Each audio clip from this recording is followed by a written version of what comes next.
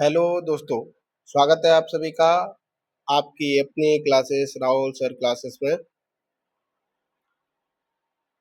दोस्तों हम लोग इन्वायरमेंट यानी कि पर्यावरण की क्लासेस ऑलरेडी आपकी स्टार्ट है। एक क्लास आपको अभी तक मिली होगी। आज ये आपकी सेकंड क्लास है। अगर आपने पहली क्लास नहीं देखी है तो सबसे पहले जाकर के उस क्लास को कंप्लीट करिएगा, तब आगे बढ़िए। आपसे इस बात का अनुरोध है क्योंकि आगे चीजें आपको तभी समझ में आनी है। दूसरा ये कि अगर आप चैनल पर नए हैं तो चैनल को सब्सक्राइब कर लीजिएगा, बेल आइकन दबा दीजिएगा, जिससे आपको हर क्लास का नोटिफिकेशन मिलता रहे और समय पे आप अपनी क्लास को पूरा कर सकें। हमारी मेहनत के लिए लाइक शेयर कमेंट कर सकते हैं आप।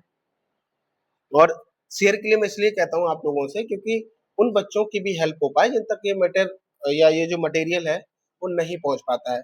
जो असहायक बच्चे हैं, जिनके पास सुविधाएं नहीं है, इनके पास अ, खर्च करने के लिए पैसे नहीं है, बड़ी बड़ी कोचिंगों में जाने के लिए पैसे नहीं है, तो उनके लिए भी उनके सपने को भी साकार किया जा सके तो आपका एक छोटा सा कदम उनके लिए सफलता की सीढ़ी बन सकता है। तो आप शेयर कर सकते हैं।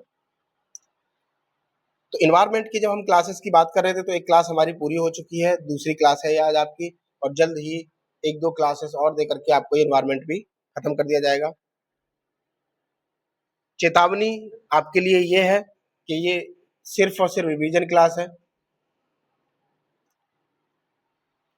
तो ये ज्यादा से ज्यादा पीटी ओरिएंटेड या थोड़ा बहुत मेंस के लिए भी, लेकिन पूरी तरीके से मैं खारिज करता हूँ इसको कि मेंस के लिए नहीं, पीटी ओरिएंटेड क्लास है जिसमें यूपीएससी यूपीपीसीएस और अदर जो स्टेट के पीसीएस के एग्जाम होते हैं या वनडे कोई एग्जाम, वो यहाँ से आपको सॉल्व करने को मिल जाएंगे, हल करने को क्वेश्चन यहाँ से मिल जाएंगे।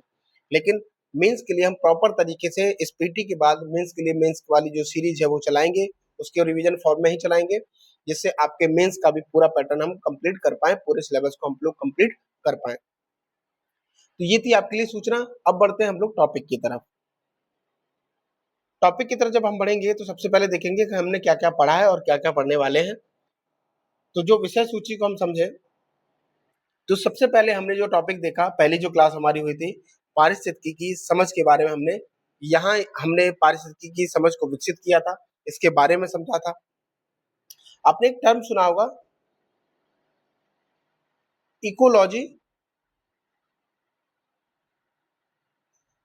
और इकोसिस्टम।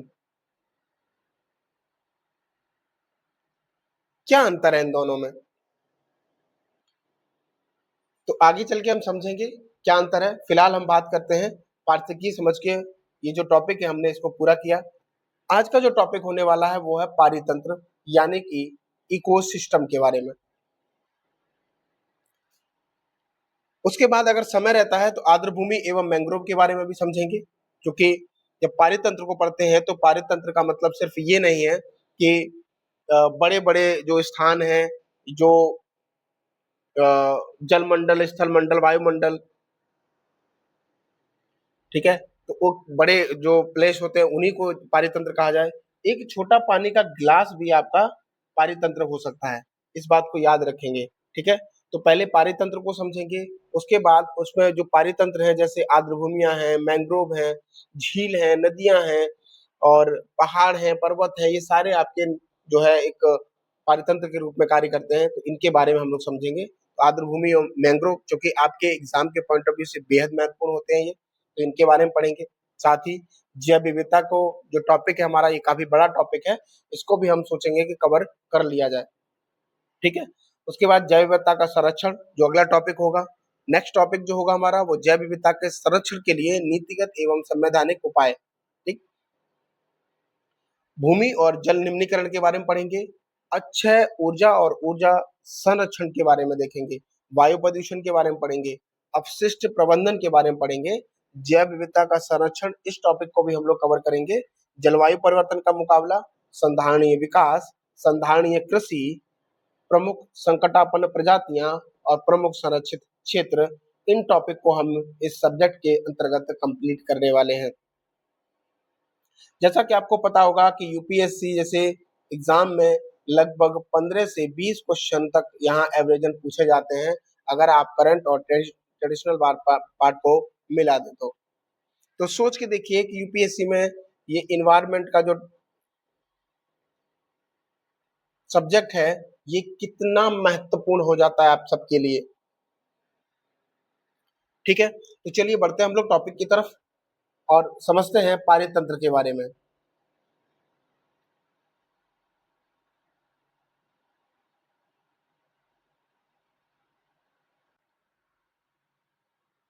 तो दोस्तों ये है हमारा टॉपिक पारितंत्र।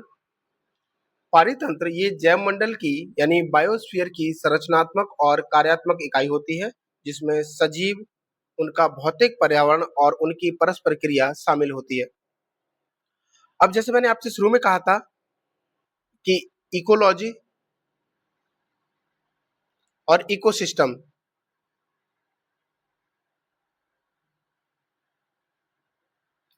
इकोलॉजी का मतलब होता है पारिस्थितिकी और इकोसिस्टम का मतलब होता है पारितंत्र। जब हम पारितंत्र की बात करते हैं तो ये जो पारितंत्र है ये मिलकर बना है, परि बराबर होता है हमारे आसपास का क्षेत्र,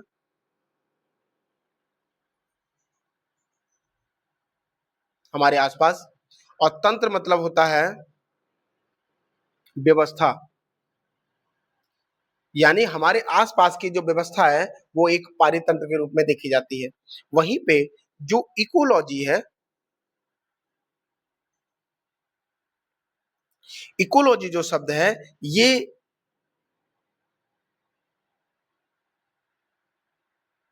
ओइकोलॉजी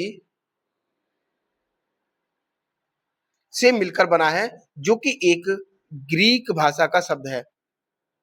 ये दो शब्दों से मिलकर बना है, जिसमें पहला शब्द है ओइकोस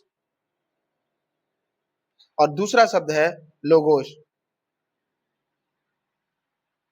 ओइकोस का मतलब होता है आसपास का क्षेत्र, आसपास का क्षेत्र। लोगोस का मतलब होता है आसपास का अध्ययन। अब छोटी सी बात समझिएगा, मैं आपको एग्जांपल देके बताता हूं कि मान लीजिए आपका एक परिवार है, इससे आपको आसानी होगी समझने में। इस परिवार का जो व्यवस्था है, यानी कि ये क्या है, व्यवस्था एक किसी रूप से व्यवस्था चल रही होगी, आपके संबंध किसी से होंगे। जैसे मान के चलिए आपको वहां सामान खरीदने के लिए किराना स्टोर होगा, आप पशु पक्षियों को पाल करके अब उनके साथ रहते होंगे, उनके साथ परस्पर क्रिया होती होगी। आपको लकड़ी की जरूरत है, आपको जंगल के लिए जरूरत है, यानी कि आपको सांस लेने के लिए हवा की जरूरत है।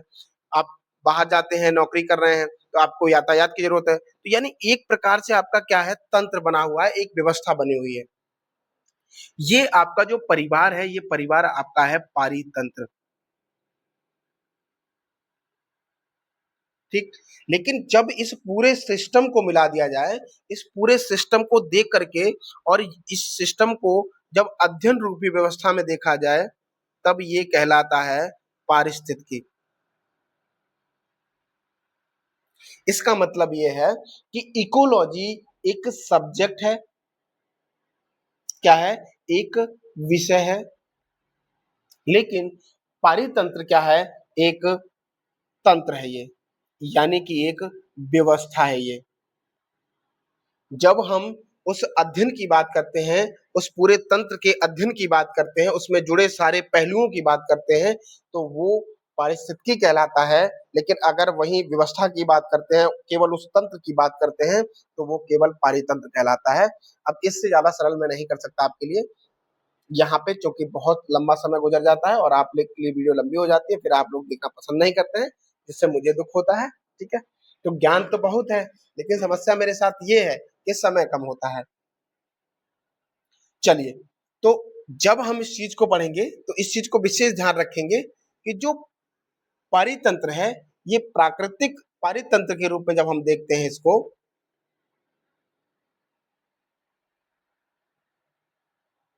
तो जिसमें जलीय और स्थलीय रूप से देखी जाती हैं चीजें। जैसे जब हम जलीय की बात करते हैं तो हमारे जो समुद्रीय क्षेत्र हैं ये आपके जलीय रूप में आएंगे, और भी जल के माध्यम से जैसे ताजा जल, नदी का जल, झील, आर्द्र भूमियां, ये जो पारितंत्र है ये जलीय पारितंत्र कहलाता है।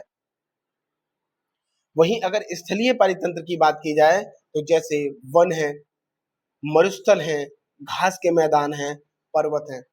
तो यहाँ पे हमने जब लिखा है कि प्राकृतिक पारितंत्र, तो इसका मतलब क्या कोई कृत्रिम पारितंत्र भी होता है? तो जी हाँ, कृत्रिम पारितंत्र भी होता है। जैसे मान के चलिए कि जो धान के खेत हैं ये भी एक पारितंत्र के रूप में ही कार्य करते हैं। ठीक है, तो समझ में आ गई होंगी बातें। चलिए बढ़ते हैं तेजी से। तो जब आगे बढ़ते हैं और स्थलीय पारितंत्र की बात करेंगे तो यह भूमि पर सजीवों और पर्यावरण के बीच अंतर संबंधों से मिलकर के बनता है। इन्हें कई बायोम में बांटा जा सकता है जिनमें विविध प्रकार की जलवायु, वनस्पति, जीव, मृग आदि होते हैं। यानी कि इन पारितंत्र को कई बायोम में बांटा जा सकता है जिसमें आप देखेंगे कि जलवायु, वनस्पति, जीव, मृदा, जो कि अलग अलग वहाँ की जलवायु होगी, अलग प्रकार की वनस्पतियां पाई जाएंगी, मृदा वहाँ की अलग होगी, जीव वहाँ के अलग होंगे।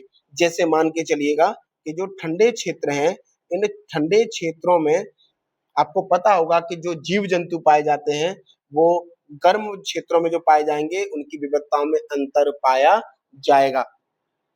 वहाँ की जो वनस्पतियां हैं वो भी आपको पता होगा कि जो गर्म क्षेत्र में, वहां भी वनस्पतियों में अंतर देखने को मिल जाएगा, वहाँ की फसलों में अंतर मिल जाएगा, वहाँ के पारितंत्र का भी आपको अलग अलग रूप से विभाजन देखने को मिल जाएगा। तो हम जब गर्म से शीत की तरफ जब इसको देखते हैं तो सबसे पहले आप देखेंगे हम उल्टा पढ़ने की कोशिश करते हैं कि सबसे ऊपर ध्रुवीय, फिर उसके बाद टुंड्रा, फिर उसके बाद टैगा या बोरियल वन, उसके बाद शीत मरुस्थल, प्रेयरी, शीतोष्ण पर्वतीय वन, गर्म मरुस्थल, उष्णकटिबंधीय घास के मैदान, सवाना, उष्णकटिबंधीय पर्णपाती वन, उष्णकटिबंधीय वर्षावन।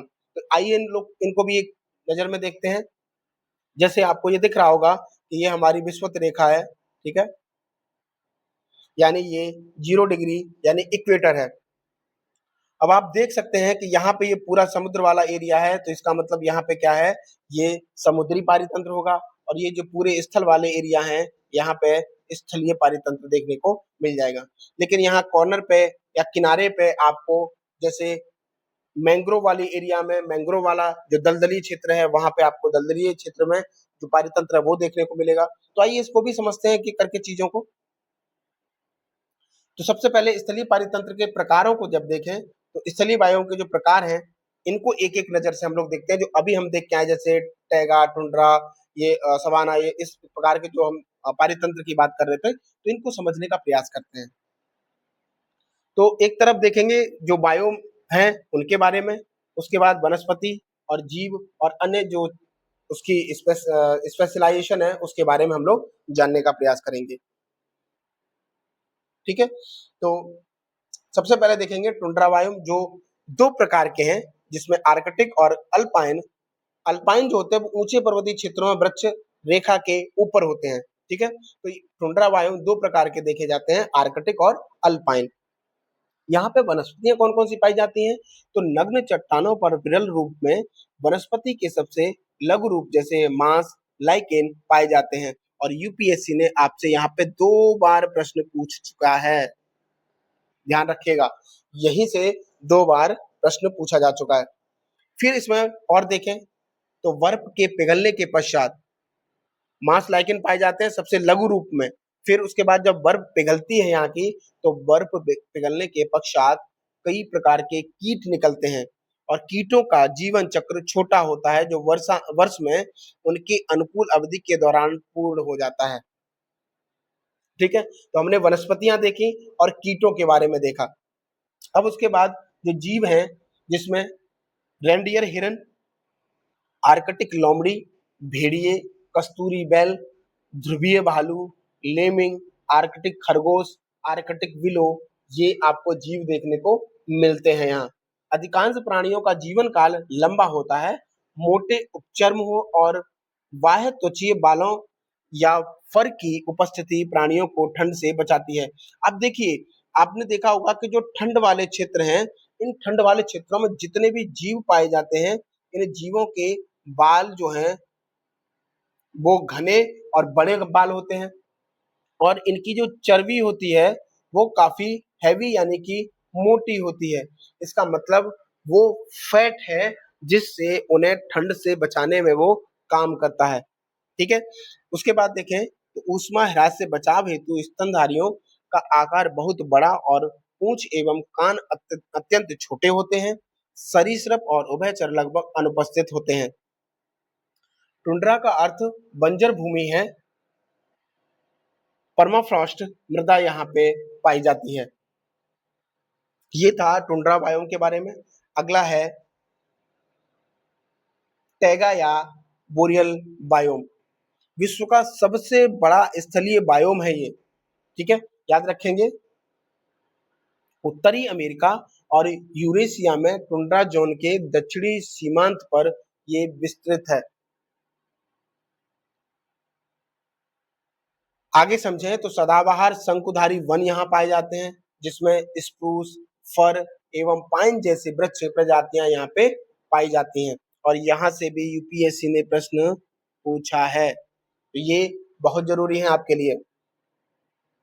शंकुधारी वृक्षों की पत्तियों से उत्पन्न अवशिष्ट धीरे धीरे अपघटित होता है जो पोषक तत्वों से संबद्ध नहीं होता, अर्थात इसमें ह्यूमस की मात्रा कम होती है और ये भी यूपीएससी ने पूछा है। तो आप देख सकते हैं कि एक एक लाइन आपके लिए कितनी जरूरी है यहाँ पे। ठीक है,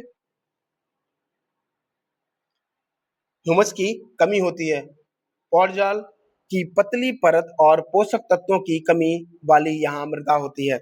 आगे समझें कौन कौन से जीव हैं, तो साइबेरिया बाघ, बुलवरिन, बनविलाव, भेड़िया, भालू, लाल लोमड़ी, गिलहरी और उभयचरों में हाइला, राना जो कि मेढक इत्यादि यहाँ पे पाए जाते हैं। इनकी उत्पादकता किसी भी अन्य वन्य पारितंत्र की तुलना में कम होती है। ठीक है, तो उत्पादकता के मामले में निम्न होते हैं। ये था हमारा टैगा या बोरियल बायोम। नेक्स्ट है शीतोष्ण पर्णपाती बायोम। उत्तर पश्चिमी यूरोप, ब्रिटिश तुल्य जलवायु। इसकी अगर बात की जाए तो वनस्पति पर्णपाती होती है और वृक्ष शरद ऋतु में अपने पत्तों को गिरा देते हैं। यह शीत ऋतु की हिम और तुषार से स्वयं को बचाने के लिए वृक्षों द्वारा एक अनुकूलन होता है। ठीक है, यानी कि यहाँ क्या होता है कि शीत ऋतु और हिम और तुषार से बचने के लिए वृक्षों द्वारा एक अनुकूलन किया जाता है जिसमें जो शरद ऋतु होती है अपने पत्तों को पेड़ जो है गिरा देते हैं। परिचित कशेरुकी और अकशेरुकी जीव यहाँ पे मिलते हैं। तो यहाँ पे बहुत प्रकार के जीव और जो पशु पक्षी मिल सकते हैं। वर्षण पूरे वर्ष एक समान होता है यहाँ पे। तो आपसे पूछा है कि जो यूरोप या ब्रिटिश तुल्य जलवायु है, ये वाली लाइन आपकी यूपीएससी, यूपी, पीसीएस ने एक नहीं कई बार पूछी है कि पूरे वर्ष भर एक समान वर्षा होती है, कहाँ होती है, तो आपको बता देना है कि कहाँ होती है। मृदा भौजल युक्त और पर्याप्त गहरी होती है। ठीक है, चलिए वनस्पतियों में अगर छूट गया है ये, तो वनस्पतियों में जैसे ओक, एल्म, एस, वर्च, बीच और पोपलार शामिल हैं। तो ये यहाँ पे वनस्पतियों के रूप में पाए जाते हैं। चलिए अगला है शीतोष्ण वर्षा वन बायोम।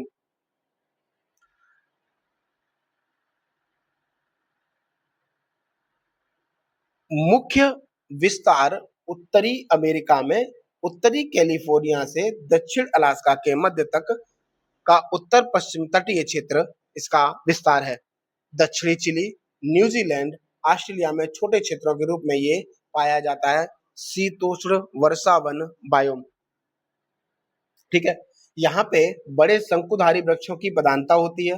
डगलस फर, पश्चिमी लाल सीडार यानी देवदार, पर्वतीय हेमलॉक, पश्चिमी हेमलॉक, सिल्का, स्प्रू और लाजपोल पाइन यहाँ पे देखे जाते हैं।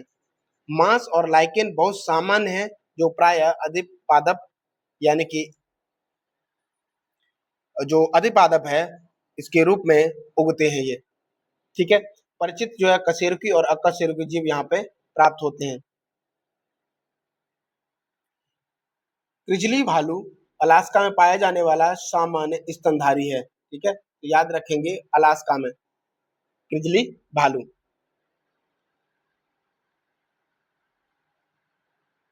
अब आपसे ये पूछा जा सकता है कि क्रिजली भालू किस बायोम में निवास करता है, तो आंसर आपका क्या होगा बताइएगा। चलिए नेक्स्ट बढ़ते हैं, शीतोष्ण पर्णपाती बायोम। ये भूमध्य सागरीय जलवायु वाला जो क्षेत्र है इसी को शीतोष्ण पर्णपाती बायोम भी कहते हैं। छोटी एवं चौड़ी पत्तियों वाले वृक्ष काफी विरल रूप में पाए जाते हैं, जो कभी भी बहुत लंबे नहीं होते हैं। पर्याप्त वर्षा वाले क्षेत्रों में चौड़े पत्ते वाले एवं छोटे सदाबहार वृक्ष, ज्यादातर सदाबहार ओक पाए जाते हैं। यहाँ की प्रजातियां सूखे को सहने में सक्षम होती हैं।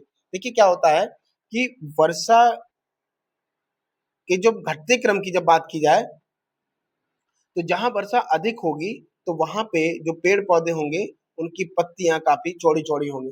लेकिन जैसे जैसे आप वर्षा की स्थिति को जब कम करते हुए चले जाएंगे, तो आपकी ये पत्तियां धीरे धीरे पतली और नुकीली होती चली जाएंगी। और जहां जैसे मान के चलिए जो रेगिस्तान वाले जैसे क्षेत्र हैं, यानी जैसे मान के चलिए भारत में ही जो राजस्थान है, यहाँ का जो ड्राई एरिया है यानी सूखा एरिया है, वहां आप जब पेड़ों को देखेंगे तो ये पत्तियां कांटों में बदल जाती हैं। जिससे क्या होता है कि जो बाष्पोत्सर्जन होता है, जिससे ये जो पत्तियां होती हैं ये बाष्पोत्सर्जन में काम करती हैं, यानी कि जल के वाष्पीकरण में ये सहायक होती हैं। तो जितनी चौड़ी पत्तियां होंगी उतना ज्यादा जो है वाष्पीकरण होगा, और जितनी छोटी और नुकीली पत्तियां होंगी उतना ही इसका वाष्पीकरण कम होगा। इसलिए वर्षा के क्षेत्र से जब आप निम्न वर्षा के क्षेत्र में बढ़ते हैं तो आपको पत्तियों का घटता हुआ क्रम दिखाई देगा, ठीक है। वहीं साथ ही जो जड़ होती हैं पेड़ों की, तो ये जड़ें जहां पानी की अधिकता होगी तो ये वहां पे उतनी ज्यादा नहीं होंगी, लेकिन जहां पानी की कमी होगी तो ये जड़ें ज्यादा विकसित होंगी और पानी की खोज में ये लंबी गहराई तक चली जाती हैं, ठीक है। तो इसलिए याद रखेंगे कि जब वर्षण वाली स्थिति से जब आप अधिक वर्षा से कम वर्षा की तरफ बढ़ते हैं तो ये स्थिति आपको देखने को मिल जाती है,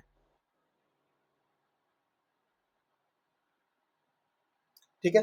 चलिए, तो चौड़ी पत्तियों वाले ये सब बात हो गई। इसमें पर्याप्त वर्षा वाले क्षेत्रों में चौड़े वाले पत्तों वाले एवं छोटे सदाबहार वृक्ष, ज्यादातर सदाबहार ओक पाए जाते हैं। यहाँ की प्रजातियां सूखे को सहने में सक्षम होती हैं, ठीक।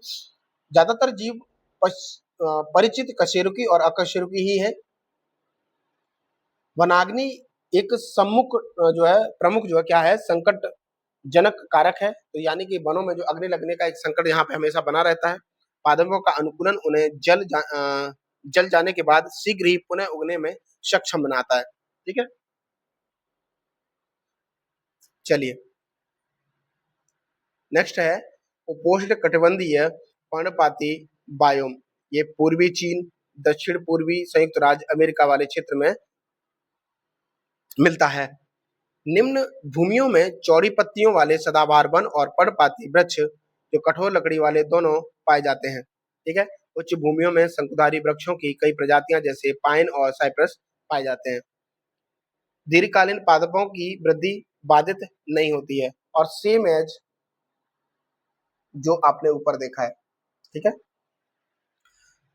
नेक्स्ट बढ़ते हैं,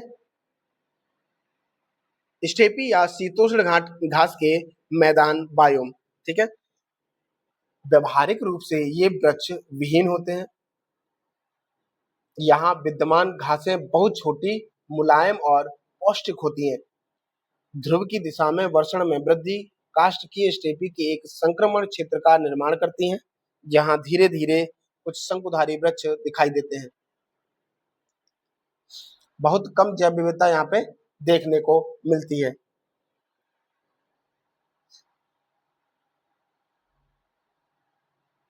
अगला है उष्णकटिबंधीय पर्णपाती बायोम, मानसून जलवायु। सागौन, नीम, बांस, साल, शीशम, चंदन, खैर, शहतूत, कुछ महत्वपूर्ण प्रजातियां यहाँ देखने को मिलती हैं। ये उष्णकटिबंधीय पर्णपाती वन है, इनको ध्यान, महत्वपूर्ण प्रजातियां हैं। अनावृष्टि पर्णपाती वन, शुष्क वन, शुष्क पर्णपाती वन, उष्णकटिबंधीय पर्णपाती वन यहाँ पे देखने को मिलते हैं। अगला है सवाना या उष्णकटिबंधीय आर्द्र एवं शुष्क बायोम। यहाँ लंबी घास और छोटे वृक्ष पाए जाते हैं। वृक्ष पर्णपाती होते हैं जो ठंडे शुष्क मौसम में बाष्पोत्सर्जन के माध्यम से जल की अत्यधिक हानि को रोकने के लिए अपनी पत्तियां गिरा देते हैं। ठीक, वृक्षों के तने सामान्यतः चौड़े होते हैं, जिनमें लंबे समय तक सूखे के दौरान बचे रहने के लिए जल संचय की सुविधा होती है। उत्तरी के आकार वाले या छतरी के आकार वाले वृक्ष होते हैं, संकीर्ण किनारे तेज हवाओं से रक्षा करते हैं। ठीक, सवाना बायोम स्तनधारियों, पक्षियों और सरीसृपों की विविधता से समृद्ध होते हैं। नेक्स्ट है उष्णकटिबंधीय वर्षावन बायोम, उच्च तापमान और वर्षा वाला क्षेत्र है ये। सदाबहार वृक्ष यहाँ पे, पादप अधिकांश एपिफाइट्स सूर्य की रोशनी के लिए ऊपर की ओर वृद्धि करते हैं, जिनके परिणाम स्वरूप एक अनोखे संस्तर यानी वितान या कैनोपी का निर्माण होता है। अधोतल वनस्पति का सुविकसित संस्तर इतना सघन होता है कि शायद ही भूमि तक प्रकाश पहुंच पाता हो। इतने सघन वन होते हैं कि भूमि तक प्रकाश नहीं पहुंच पाता और एक दूसरे के प्रकाश की जरूरत की दौड़ में ऊपर की तरफ ये लोग बढ़ते चले जाते हैं और काफी घना हो जाता है वो एरिया। ठीक है, तटीय क्षेत्रों और लवणीय अनूप क्षेत्रों में मैंग्रोव पाए जाते हैं। ठीक है, चलिए अगला है मरुस्थलीय बायोम, मुरुदबिद या सूखा प्रतिरोधी नागफनी, कटीले झाड़ियां, लंबी जड़ों वाले मजबूत घास और दूर दूर फैले बौने बबूल। ठीक है, जड़ें लंबी और नमी को संग्रहित करने एवं भूजल प्राप्त करने हेतु अत्यंत गहराई तक फैली होती है। बीजों में मोटा एवं कठोर बाह्य आवरण होता है जो उनकी सुप्त अवस्था के दौरान रक्षा करता है। ये मरुस्थलीय बायोम के बारे में। उसके बाद अब बढ़ते हैं हम लोग जलीय पारितंत्र की तरफ। इस पारितंत्र में जलीय निकाय मुख्य पर्यावास है। इसके निम्नलिखित प्रकार हैं, जैसे अलवणीय जलीय पारितंत्र यानी कि जो फ्रेश वाटर होता है उसका जो इकोसिस्टम है उसके बारे में।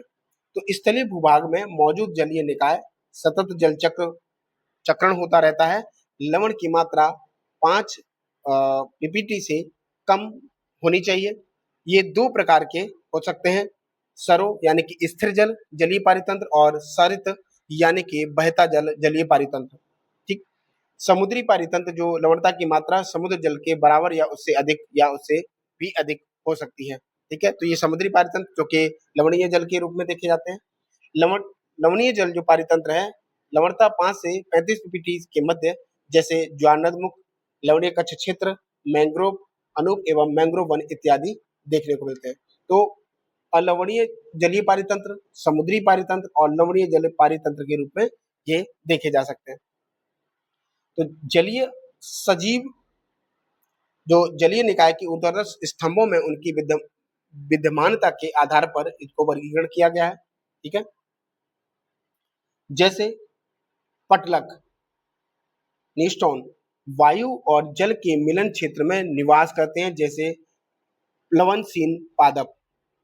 ये पूछे जाते हैं आपसे, ये जो जलीय सजीव हैं इनके बारे में पूछा जाता है कि जो पटलक हैं ये विकसित वाला क्रम है। आप देखेंगे धीरे धीरे कि फिर उसके बाद नितल वाले एरिया में, तरणक वाले एरिया में यानी कि जो तैरने की स्थिति होती है, प्लवक वाले एरिया में और परिपादप जो क्षेत्र है उसमें। तो ये प्रकार है इसके पूछने के। तो जैसे पटलक है, इसमें हमने देखा तो प्लवनशील जो पादप है। दूसरा है परिपादप,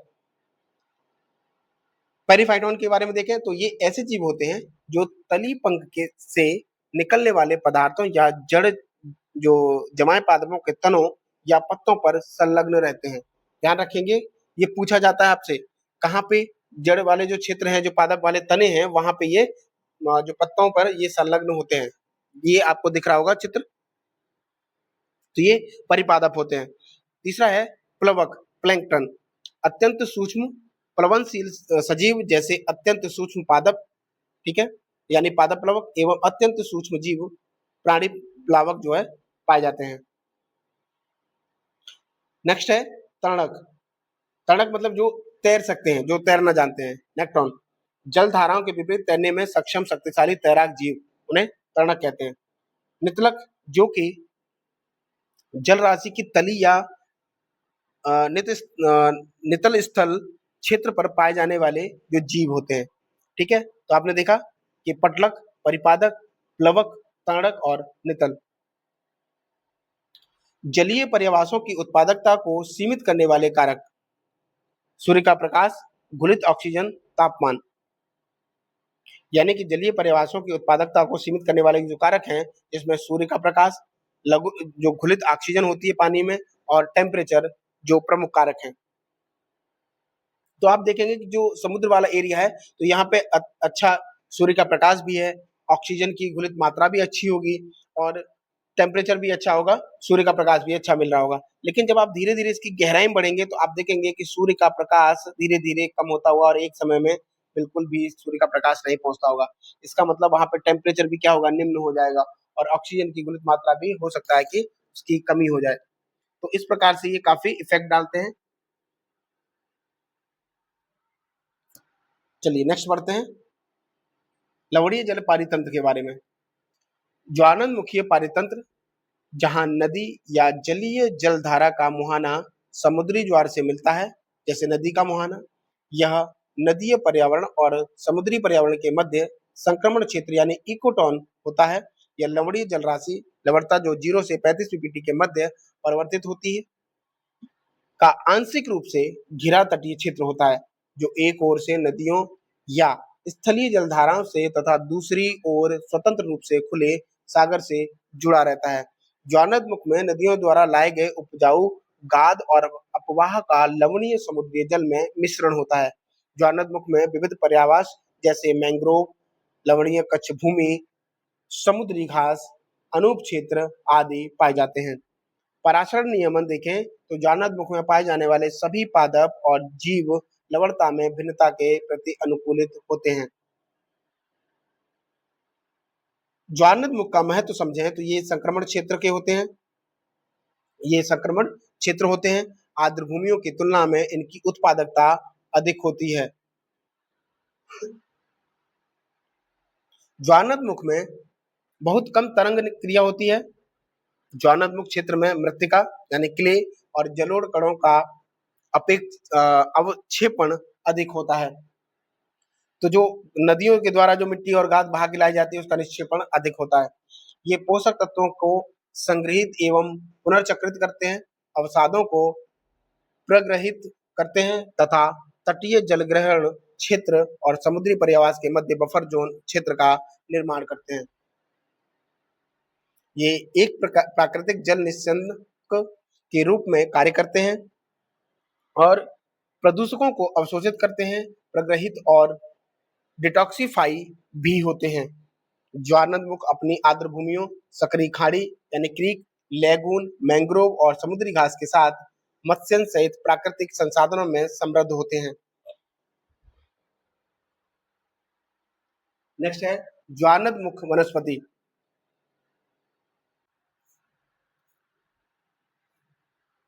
लवणीय जल में जीवित रहने में सक्षम होते हैं ये जो वनस्पतियां हैं, ज्वालामुखी जो वनस्पति है, ये लवणीय जल में जीवित रहने में सक्षम होती है। ज्वालामुख के पादप प्लवकों में सामान्यतः डाइटम, डायनोफ्लैगेलेट, हरे शैवाल, नीले हरे शैवाल शामिल होते हैं। ज्वालामुख के समुद्री तट की ओर बृहद मात्रा में शैवाल एवं समुद्री घास पाए जाते हैं। ठीक, नदियों के मुहाने और डेल्टा के समीप मैंग्रोव वन पाए जाते हैं। यानी नदियों के जो मुहाने होते हैं, जो डेल्टाई क्षेत्र होते हैं, वहां पे उनके जो आसपास के क्षेत्र में मैंग्रोव वन पाए जाते हैं। ये जो मैंग्रोव वन होते हैं, इनकी जड़ें ऊपर की तरफ ऐसे जाल की तरफ हो जाती हैं, जिससे ये जो लहरें हैं जलों की, उसको रोकने में सक्षम होती हैं। कई हद तक ये बड़े जो आपदा होने से भी ये राहत देती हैं, यानी कि बचाव करती हैं। ज्वारनदमुख में सभी प्रकार के स्थलीय या भूमि आधारित पादप एवं प्राणी पाए जाते हैं, जैसे वुड स्टार्क, पेलिकन, शंकुधारी एवं पर्णपाती वृक्ष और तितलियां। ज्वारनदमुख विशिष्ट जलीय पादप एवं प्राणियों का भी पर्यावास होता है, जैसे कि समुद्री कछुए, सी लायन, समुद्री कैटफिश, साल्ट वाटर्स, ईलग्रास, लवड़ी घास, कार्डग्रासेस, समुद्री घास, नरकट और बुलरश इत्यादि। ठीक, तो ये ज्वारनदमुखी वनस्पतियों और उसके जीवों के बारे में। भारतीय ज्वारनदमुखी जो पारितंत्र है, ये देश की 14 बड़ी, 44 मध्यम और 162 छोटी नदियां अलग अलग ज्वारनदमुखों के माध्यम से समुद्र में गिरती हैं। भारत में अधिकांश विशाल ज्वारनदमुख पूर्वी तट पर पाए जाते हैं। कहाँ पे? पूर्वी तट पे। ठीक, इसके विपरीत पश्चिमी तट पर स्थित ज्वारनदमुख आकार में छोटे होते हैं। अब भारत की स्थिति को देखेंगे, जिसमें भारत के प्राकृतिक वनों के बारे में हम लोग चर्चा करेंगे। सबसे पहले देखेंगे उष्णकटिबंधीय सदाबहार वन। यहाँ जो उष्णकटिबंधीय सदाबहार वन है, जहाँ वर्षा की स्थिति 200 सेंटीमीटर से अधिक होती है, तापमान 15 से 30 डिग्री सेल्सियस के बीच होता है। क्षेत्र कौन सा आता है? तो भूमध्य रेखा के आसपास के क्षेत्र, वर्ष भर गर्म और आर्द्र वाले जो क्षेत्र हैं, वो इसके अंतर्गत आते हैं। पृथ्वी की सतह के लगभग 7% भाग पर ये विस्तृत है। विश्व के आधे से अधिक पादपों एवं जीवों का पर्यावास यहाँ पे होता है। आधे से अधिक, ध्यान रखेंगे इस बात का। ठीक, विशेषताएं देखें इसकी, तो वृक्ष जिसमें रोजवुड, महोगनी, आबनूस यानी एबोनी, बांस एवं बेत इत्यादि पाए जाते हैं। वृक्षों की ऊंचाई जो है 60 मीटर या अधिक हो सकती है। सदाबहार वन पश्चिमी घाट की पश्चिमी ढलानों पर और जैंतिया तथा खासी पहाड़ियों में भी पाए जाते हैं सदाबहार वन। ठीक है, प्राणी जिनमें हाथी, बंदर, लेमूर और हिरण इत्यादि पाए जाते हैं। असम और पश्चिम बंगाल के वनों में एक सींग वाले गैंडे भी पाए जाते हैं। उष्णकटिबंधीय पर्णपाती वन के बारे में, यहाँ वर्षा 200 सेंटीमीटर यानी 70 सेंटीमीटर से 200 सेंटीमीटर के बीच देखने को मिलती है। भारत के सबसे विस्तृत वन यहाँ पे पाए जाते हैं, इसे मानसूनी वन भी कहते हैं, जो 70 से 20 सेंटीमीटर तक वर्षा प्राप्त करने वाले क्षेत्र में फैला हुआ है। इस प्रकार के वनों में वृक्ष शुष्क ग्रीष्म ऋतु में 6 से 8 सप्ताह के लिए अपनी पत्तियां गिरा देते हैं। ठीक है, इन वनों को आर्द्र और शुष्क पर्णपाती वनों में विभाजित किया जाता है। ये इसलिए गिराते हैं क्योंकि जो बाष्पोजन की स्थिति है उसको कम कर सके। चलिए आगे बढ़ते हैं।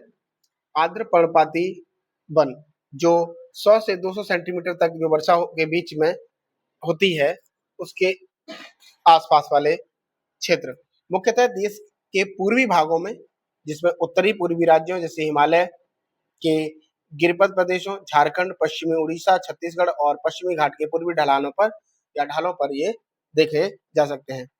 सागौन इन वनों की सबसे प्रमुख प्रजाति है। तो आपसे पूछा जा सकता है कि सागौन कहाँ पाया जाएगा? तो आर्द्र पर्णपाती वन है ये सागौन। ठीक है, जहाँ वर्षा 200 से 100 सेंटीमीटर के बीच हो। जिस आप इसमें आगे आगे देखें तो बांस, साल, शीशम, चंदन, खैर, कुसुम, अर्जुन, सहतूत के वृक्ष इन वनों की वाणिज्यिक रूप से महत्वपूर्ण अन्य प्रजातियां हैं। और यहाँ से यूपीएससी, यूपी, पीसीएस दोनों ने प्रश्न पूछा है। आगे देखें, शुष्क पर्णपाती वन जो 100 से 70 सेंटीमीटर, प्रायद्वीपीय पठार के वर्षा वाले क्षेत्र और उत्तर प्रदेश तथा बिहार के मैदानी क्षेत्र। वृक्ष इसमें जो सागौन, साल, पीपल, नीम, बहुत बड़े भाग कृषि कार्य के हेतु साफ कर लिए गए हैं और कुछ भागों का उपयोग पशुचारण के लिए होता है। प्राणी इसमें जैसे शेर, बाघ, सुअर, हिरण, हाथी, इसके अतिरिक्त विविध विविध प्रकार के जो पक्षी मिलते हैं, छिपकली, सांप और कछुए भी पाए जाते हैं। नेक्स्ट है कांटेदार वन और झाड़ियां, जो 70 सेंटीमीटर से भी कम वर्षा वाले क्षेत्र हैं। इसमें देश का उत्तर पश्चिमी भाग, जिसमें गुजरात, राजस्थान, मध्य प्रदेश, छत्तीसगढ़ और उत्तर प्रदेश और हरियाणा के अर्ध शुष्क क्षेत्र इसमें आते हैं। पादप प्रजातियां यहाँ कांटेदार वृक्ष और झाड़ियां, इसमें बबूल, एकेसिया और खजूर, यूफोर्बिया, नागफनी इत्यादि जैसे प्रजातियां यहाँ पे पाई जाती हैं, पादप प्रजातियां। वृक्ष जिसमें बिखरे हुए जल प्राप्त करने हेतु मृदा में गहराई तक विस्तृत लंबी जड़ें इनकी होती हैं। जल के संरक्षण के लिए इन पादपों के तने गूदेदार होते हैं। ठीक। न्यूनतम वाष्पीकरण हेतु पत्तियां सामान्यतः आकार में छोटी होती हैं। आगे पर्वतीय वन। पर्वतीय वन अगर आप स्थिति को देखें तो हम नीचे से ऊपर की स्थिति को जब देखेंगे तो 1000 से 2000 मीटर आर्द्र शीतोष्ण सदाबहार चौड़ी पत्ती वाले वनों सहित ओक तथा चेस्टनट। ठीक। उसके ऊपर देखें 1500 से 3000 मीटर, जिसमें हिमालय के दक्षिणी ढलानों पर शंकुधारी वृक्ष जैसे चीड़ या पाइनर या देवदार, सिल्वर फर, स्प्रू और सीडार इत्यादि देखने को मिलते हैं। उसके ऊपर और चढ़ेंगे तो 3000 से 3600 मीटर की जो ऊंचाई है उसमें शीतोष्ण कटिबंधीय वन, घास के मैदान, सिल्वर फर, जूनिफर, पाइन बर्च इत्यादि पाए जाते हैं। फिर उसके ऊपर भी और आप चढ़ेंगे पहाड़ पे तो 3600 मीटर से जो ऊपर की ऊंचाई है उस पे अल्पाइन घास के मैदान के साथ अल्पाइन वनस्पति पाई जाती हैं।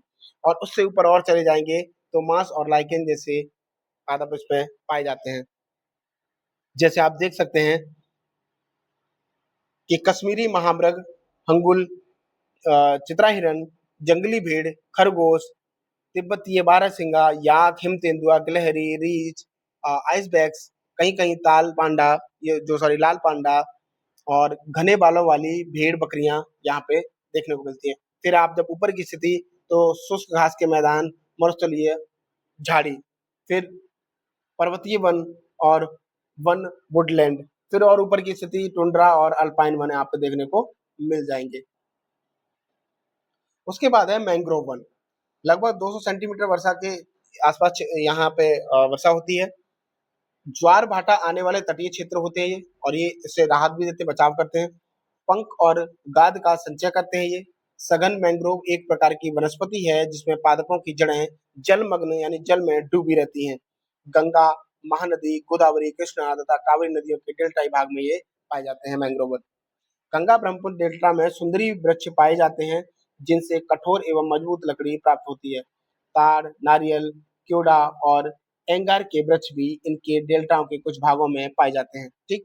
इन वनों का सबसे प्रसिद्ध प्राणी रॉयल बंगाल टाइगर है। कछुए, मगरमच्छ, घड़ियाल एवं कई प्रकार के सांप भी पाए जाते हैं यहाँ पे। ठीक है, चलिए आगे देखें तो भारत वन स्थिति रिपोर्ट जो ISFR ये हर 2 वर्ष में जारी होती है। अब हाल ही में ये 2025 में जारी हुई थी। ठीक है, तो इसकी रिपोर्ट को अभी समझेंगे, पहले देखते हैं। इस रिपोर्ट का प्रकाशन भारतीय वन सर्वेक्षण यानी FSI द्वारा 2 वर्ष में एक बार किया जाता है। वर्ष 1987 से अब तक 17 रिपोर्ट प्रकाशित हो चुके हैं। FSI यानी कि India state of forest report, इसे देश के वन और वृक्ष संसाधनों का आकलन करने के लिए 1 जून 1981 को जो क्या बोलते हैं पर्यावरण एवं जो वन मंत्रालय है के तहत स्थापित किया गया था। ठीक है, वन क्षेत्र या अभिलिखित वन क्षेत्र सामान्यतः उन सभी भौगोलिक क्षेत्रों को संदर्भित करता है जिन्हें सरकारी रिकॉर्ड में वन के रूप में अभिलिखित यानी रिकॉर्ड किया जाता है। वनावरण शब्द उन सभी भूमियों को संरक्षित करता है जिनका क्षेत्रफल 1 हेक्टेयर से अधिक होता है। ठीक, तथा इनमें वृक्ष वितान घनत्व 10 से अधिक होता है। तो इस रिपोर्ट के बारे में देखते हैं। ISFR रिपोर्ट 2021 या FSI रिपोर्ट के प्रमुख निष्कर्ष के बारे में।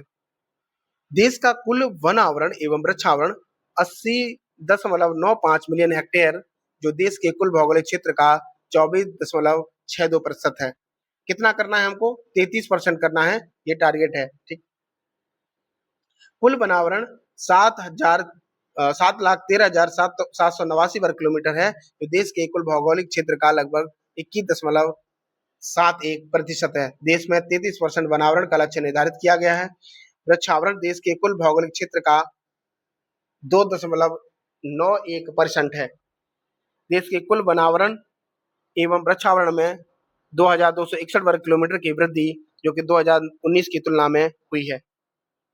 इसमें से वन आवरण में 1540 वर्ग किलोमीटर की वृद्धि और वृक्ष आवरण में 721 वर्ग किलोमीटर की वृद्धि हुई है।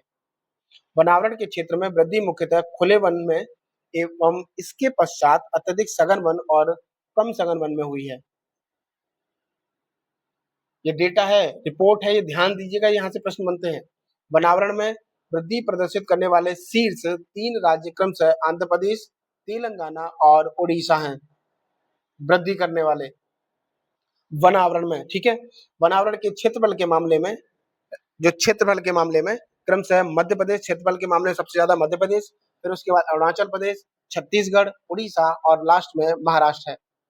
कुछ भौगोलिक क्षेत्र के प्रतिशत के रूप में वन आवरण के संदर्भ में शीर्ष 5 राज्य क्रमशः, जिसमें मिजोरम कुल भौगोलिक क्षेत्र के प्रतिशत के मामले में, अगर क्षेत्रफल के मामले में देखें तो मध्य प्रदेश, और वनावरण में वृद्धि प्रतिशत के मामले में देखें तो आंध्र प्रदेश। लेकिन अगर वहीं कुल भौगोलिक क्षेत्र के प्रतिशत के रूप में वनावरण को देखें तो मिजोरम हो जाएगा। ये तीनों ही फैक्ट याद रख रहे हैं। उसके बाद अरुणाचल प्रदेश, फिर मेघालय, मणिपुर और लास्ट में नागालैंड है। ठीक, मैंग्रोव आवरण, देश में कुल मैंग्रोव आवरण जो है 4992 वर्ग किलोमीटर है। आईएसएफआर जो रिपोर्ट है 2019 के आंकड़न की तुलना में मैंग्रोव आवरण में 17 वर्ग किलोमीटर की वृद्धि हुई है। ठीक है, कितना? 17 वर्ग किलोमीटर। मैंग्रोव आवरण में वृद्धि प्रदर्शित करने वाले शीर्ष राज्य क्रमशः, मैंग्रोव में सबसे ज्यादा वृद्धि किसने दिखाई है? ओडिशा ने, उसके बाद महाराष्ट्र ने, उसके बाद कर्नाटक ने। ठीक, बांस, देश का कुल बांस धारित क्षेत्र 1,49,483 वर्ग किलोमीटर है, जो आकलित किया गया है। और आईएसएफआर 2019 की तुलना में बांस आधारित क्षेत्र में 10,594 वर्ग किलोमीटर की कमी हुई है। क्या हुई है? कमी हुई है, इस बात को नोट करिएगा।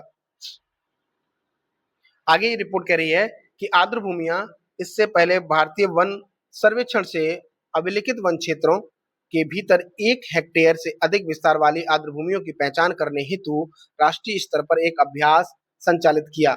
देश के अभिलिखित वन क्षेत्रों, ग्रीन वॉच क्षेत्रों के भीतर कुल 62,466 आर्द्र भूमियां हैं, जो 3.8% क्षेत्र को आच्छादित करती हैं।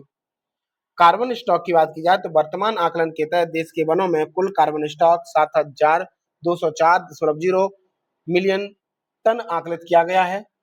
आईएसएफआर 2019 के आकलन की तुलना में देश के कार्बन स्टॉक में 79.4 मिलियन टन की वृद्धि हुई है। कार्बन स्टॉक में वार्षिक वृद्धि 39.7 मिलियन टन है, जो कि 145.6 मिलियन टन कार्बन डाइऑक्साइड के समतुल्य है। ठीक है, चलिए, ये थी आईएसएफआर रिपोर्ट। उसके बाद देखेंगे वन संरक्षण एवं प्रबंधन रिपोर्ट।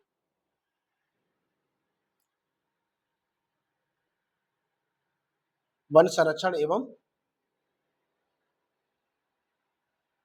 प्रबंधन, इसके बारे में देखें तो राष्ट्रीय वन नीति 1988, इसका लक्ष्य, ये जो राष्ट्रीय वन नीति है 1988 में लाया गया, इसका लक्ष्य वायुमंडलीय संतुलन के साथ साथ पर्यावरणीय स्थिरता और पारिस्थितिकी संधारण नीतियों को बनाए रखना है।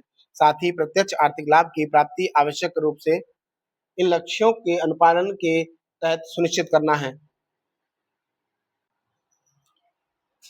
आगे, इसके अस्तित्व में आने के बाद से देश में वनावरण और वृक्षावरण 19.7%, आईएसएफआर जो 1987 से बढ़कर आईएसएफआर 2021 में 24.62% हो गया।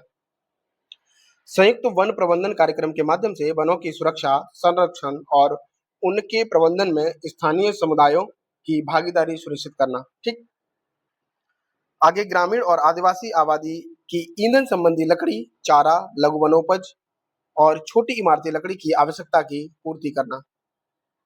एक्स सीटू और इन सीटू संरक्षण उपायों के माध्यम से देश की जैव विविधता और आनुवंशिक संसाधनों का संरक्षण करना। ये एक्स सीटू इन सीटू क्या है, ये नेक्स्ट टॉपिक में जब हम पहुंचेंगे तो समझाएंगे। फिलहाल यहाँ इतना समझिएगा कि अगर किसी चीज का संरक्षण जहां का वो निवासी है, जैसे मान के चलिए आप घर रह रहे हैं और आपको खतरा है, तो आप मोदी जी से कहें कि मोदी जी हमको बहुत खतरा है, हमारी जान को खतरा है, तो मोदी जी ने क्या किया कि फोर्स भेज दी, आपको आपके घर पे ही संरक्षित कर दिया। ये होता है इन सिटू। ठीक है?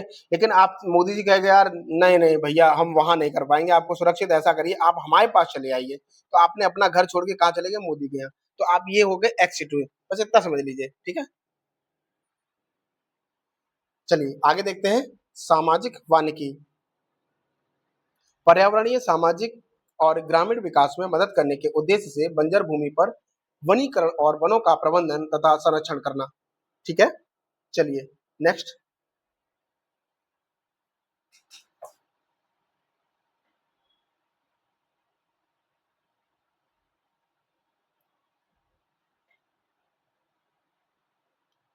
राष्ट्रीय कृषि वानिकी नीति 2014 के उद्देश्य, 2014 में ये आई थी, इसके उद्देश्य देखें राष्ट्रीय कृषि नीति का।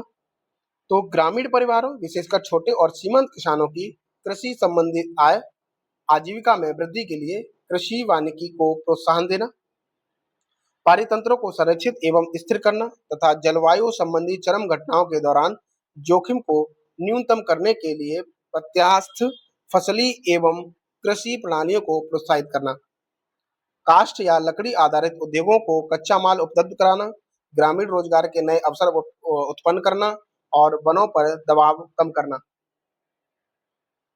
कृषि वानिकी में प्रभावी अनुसंधान और क्षमता विकसित करना तथा इन उद्देश्यों की प्राप्ति हेतु व्यापक जन समर्थन जुटाना, ये उसके प्रमुख उद्देश्य हैं। नेक्स्ट बढ़ते हैं नगर वन योजना। ये सब पूछे जाते हैं, ध्यान रखिएगा कि हम लोग ट्रेडिशनल पार्ट के साथ साथ कुछ जो करंट अफेयर के जो इंफॉर्मेशन है, जो रिपोर्ट्स है, उसको भी हम लोग देखते हुए चल रहे हैं। तो नगर वन योजना जिसमें पर्यावरण, वन और जलवायु परिवर्तन मंत्रालय के द्वारा इसको चलाया गया, 2020 में इसको लाया गया। इसका उद्देश्य है नगर निगम अथवा नगर पालिकाओं वाले शहरों में स्थानीय समुदायों, शैक्षणिक संस्थानों, स्थानीय निकायों, गैर सरकारी संगठनों आदि को शामिल करके अगले 5 वर्षों में देश भर में 200 नगर वन यानी शहरी वन विकसित करना। शहर में या तो विद्यमान वन भूमि पर या शहरी स्थानीय निकायों द्वारा प्रस्तावित किसी अन्य परित्यक्त भूमि पर न्यूनतम 20 हेक्टेयर क्षेत्र को वनाच्छेद किया जाएगा। ठीक, एक बार वन उद्यान की स्थापना हो जाने के पश्चात इसका रखरखाव राज्य सरकार द्वारा किया जाएगा। ठीक है, यानी ये बना दिया जाएगा केंद्र सरकार की तरफ से, फिर उसका रखरखाव राज्य सरकार को दे दिया जाएगा। नगरीय प्राधिकारी को उनके क्षेत्राधिकार में 100 हेक्टेयर तक के वन क्षेत्र को विकसित कर शहरी वन स्थापित करने के लिए प्रोत्साहित किया जाएगा। योजना का भुगतान आंशिक रूप से जो क्षतिपूरक वनीकरण कोष अधिनियम 2016 नियमों द्वारा किया जाएगा। यह योजना स्कूल नर्सरी योजना से भी जुड़ी हुई है, जिसका उद्देश्य छात्रों और प्राकृतिक के बीच स्थायी बंधन का निर्माण करना है। महाराष्ट्र के पुणे में वारजे शहरी वन को इस योजना के लिए एक मॉडल माना जाएगा। याद रखेंगे किसको मॉडल माना जा रहा है? तो वारजे शहरी वन को, जो महाराष्ट्र के पुणे में है। नेक्स्ट है राष्ट्रीय वनीकरण कार्यक्रम, नेशनल अफॉरेस्टेशन प्रोग्राम। ये 2002 में लाया गया था। इसे 9वीं पंचवर्षीय योजना के द्वारा कार्यान्वित पर्यावरण और वन मंत्रालय की 4 केंद्रित प्रायोजित नवीकरणीय योजनाओं के विलय के पश्चात सूत्रबद्ध किया गया था। इसका उद्देश्य निम्नलिखित वनों के पारिस्थितिकी पुनरुद्धार और जन भागीदारी के साथ वन संसाधनों को विकसित करना है। साथ ही इसके तहत वन पर निर्भर समुदायों, विशेष रूप से निर्धनों की आजीविका में सुधार पर ध्यान केंद्रित किया गया।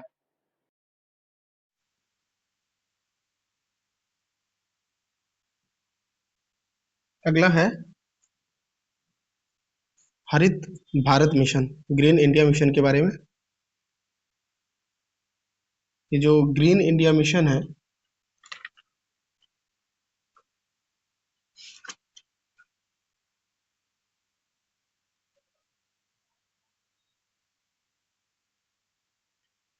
यह जलवायु परिवर्तन पर राष्ट्रीय कार्य योजना है। नमक छत्रक योजना के अधीन 8 मिशनों में से ये एक है। इसका प्राथमिक उद्देश्य भारत के घटते वनावरण का संरक्षण, पुनर्स्थापन और संवर्धन करना है। उद्देश्य इसका है वन या वृक्ष आवरण में 5 मिलियन हेक्टेयर की वृद्धि करना तथा 5 मिलियन हेक्टेयर वन या गैर वन भूमि में विद्यमान वन आरक्षण की गुणवत्ता में वृद्धि करना। ये 2014 में स्टार्ट की गई हरित भारत मिशन।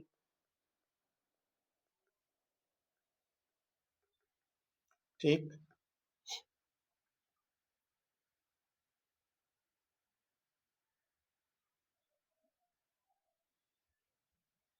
2008 में जो 8 मिशन थे, उनमें से ये एक है। आगे बढ़ते हैं।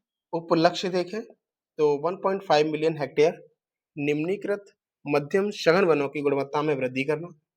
3 मिलियन हेक्टेयर निम्नीकृत खुले वनों का पारिस्थितिक रूप से जीर्णोद्धार करना। 0.4 मिलियन हेक्टेयर घास के मैदानों का पुनरुद्धार करना। 0.10 मिलियन हेक्टेयर आर्द्रभूमि का पुनरुद्धार करना। अलग अलग उपलक्ष्यों के साथ 1.8 मिलियन हेक्टेयर स्थानांतरित कृषि क्षेत्रों, मैंग्रोव, झाड़ी, नदी खड्ड, शीत मरुस्थल और परित्यक्त खनन क्षेत्रों का पारिस्थितिकी पुनरुद्धार करना इत्यादि शामिल है।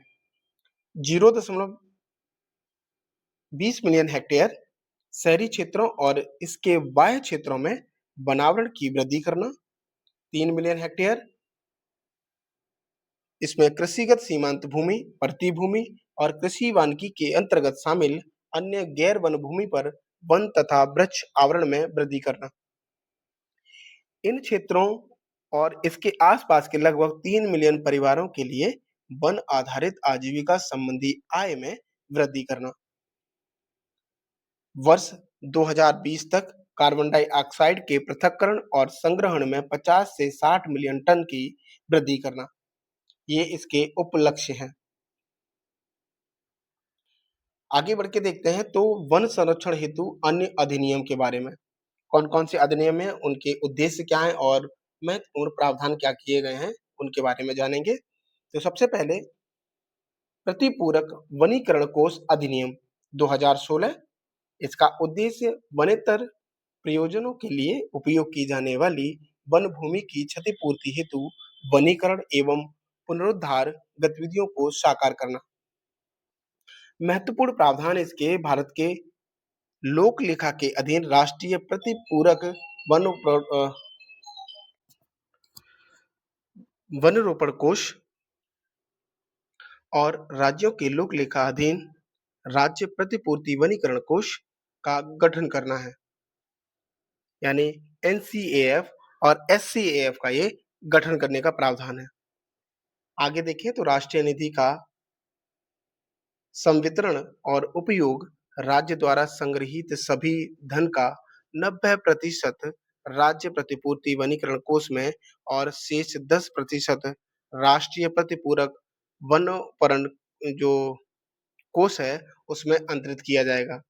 इसमें प्रतिपूरक वनीकरण, अतिरिक्त प्रतिपूरक वनीकरण, शासित प्रतिपूर्ति वनीकरण, शुद्ध वर्तमान मूल्य, जल ग्रहण क्षेत्र, उपचार इत्यादि शामिल हैं। योजना के लिए उपभोक्ता एजेंसियों से प्राप्त सभी धन या वन संरक्षण अधिनियम 1980 के उपबंधों के अधीन अनुमोदन प्रदान करते समय केंद्र सरकार द्वारा निर्धारित शर्तों के अनुपालन के लिए किसी भी प्रकार के धन को शामिल किया जाएगा। यह अधिनियम दो तदर्थ संस्थानों के लिए सांविधिक दर्जा प्रदान करता है, अर्थात एनसीएएफ के प्रबंधन और उपयोग के लिए राष्ट्रीय प्रतिपूर्ति वनीकरण कोष प्रबंधन एवं योजना प्राधिकरण, साथ ही राज्य प्रतिपूर्ति वनीकरण कोष के उपयोग के लिए राज्य प्रतिपूर्ति वनीकरण कोष प्रबंधन और योजना प्राधिकरण। इन निधियों से की जाने वाली गतिविधियों की निगरानी के लिए एक बहुविषयक निगरानी समूह का गठन करना होगा। नियंत्रक महालेखा परीक्षक द्वारा लेखाओं का वार्षिक लेखा परीक्षा किया जाएगा। इसके बाद अगला है वन संरक्षण अधिनियम 1980। क्या है उद्देश्य इसका? निर्वनीकरण को प्रतिबंधित करना एवं वन का संरक्षण करना। ठीक। वनेतर प्रयोजन हेतु वनों के उपयोग को रोकना, संरक्षित वनों के आरक्षण को रोकना, निजी उद्यमों और व्यक्तियों को पट्टे के रूप में वन भूमि देने को विनियमित करना, वृक्षों की कटाई को रोकना, उपयुक्त किसी भी कार्य के अनुमोदन या स्वीकृति हेतु सलाहकार समिति का गठन करना। ठीक है। अगला है भारतीय वन अधिनियम 1927। वनों या वन उपज के आवागमन और इमारती लकड़ी एवं अन्य उपज पर लगने वाले शुल्क से संबंधित कानूनों को समेकित करना इसका उद्देश्य है। वनों के 3 वर्गों अर्थात आरक्षित वन, संरक्षित वन एवं ग्राम वन का गठन करना। वन व्यवस्थापन अधिकारी यानी फॉरेस्ट सेटलमेंट ऑफिसर एफएसओ जो होता है, के माध्यम से अधिकारियों के निपटान की एक विस्तृत प्रक्रिया है। सरकार की संपत्ति न होने पर भी वनों पर नियंत्रण के संबंध में उपबंध बनाना। इमारती लकड़ी और अन्य वनोपज एवं उनकी आवाजाही के संबंध में शुल्क संबंधी प्रावधान करना। बहती हुई एवं अटकी हुई इमारती लकड़ी के स्वामित्व के अधिकारों का विनियमन करना। आरक्षित वन में विशिष्ट वृक्षों की प्रजातियों को आरक्षित करने के लिए शक्ति ये देता है। नेक्स्ट है जैव विविधता अधिनियम 2002। उद्देश्य है इसका जैव विविधता का संरक्षण करना, इसके घटकों का संधारणीय उपयोग करना और जैविक संधारण संसाधनों के लाभों का समान साझाकरण करना। राष्ट्रीय जैव विविधता प्राधिकरण और राज्य जैव विविधता बोर्ड के गठन का ये प्रावधान करता है। इस अधिनियम के उद्देश्यों की पूर्ति हेतु केंद्र सरकार के द्वारा कार्यक्रमों, योजनाओं एवं राष्ट्रीय रणनीतियों को विकसित किया जाना है। केंद्र सरकार द्वारा संकटग्रस्त प्रजातियों को अधिसूचित किया जाना और राज्य सरकार द्वारा जैव विविधता विरासत स्थलों को अधिसूचित किया जाना। प्रत्येक स्थानीय निकाय द्वारा जैव विविधता प्रबंधन समिति का गठन किया जाना। स्थानीय जैव विविधता निधि के गठन हेतु प्रावधान करना। अगला है राष्ट्रीय बांस मिशन।